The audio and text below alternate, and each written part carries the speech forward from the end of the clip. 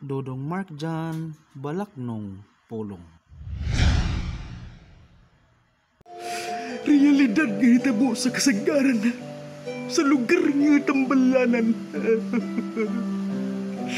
Mga pasyente nga gialimahan, tibos nga pagsampit sa amahan, kinasangkasing nga pagkampo, madunggan.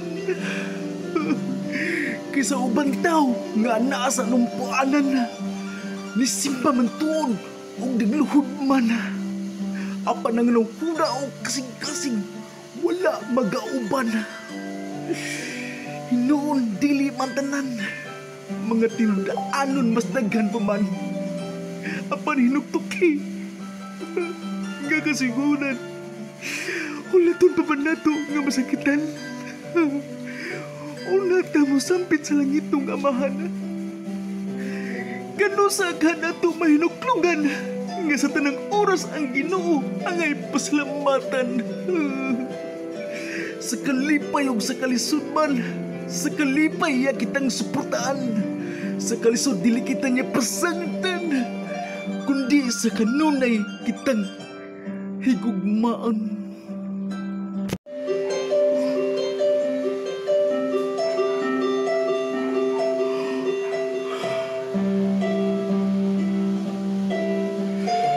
Miabot na ang kabungtagon, pero gibati paghihapon ang katulgon.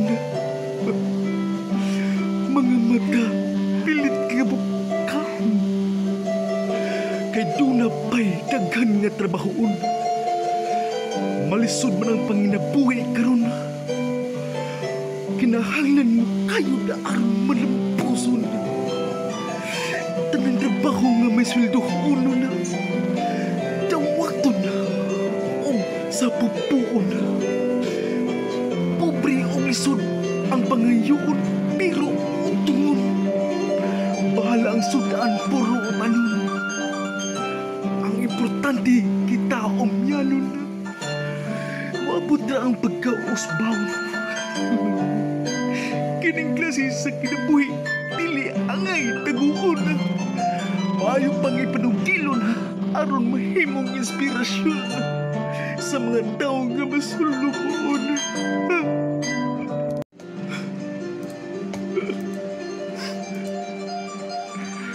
Suno nga ang kahayag, nining adlaw nga midalag.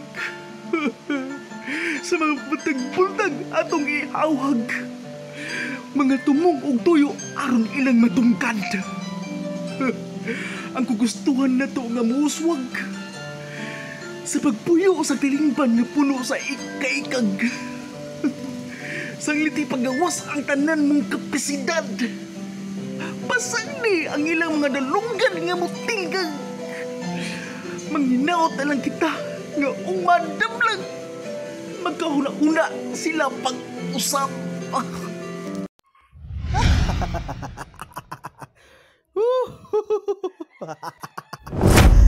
Dodong Mark Jan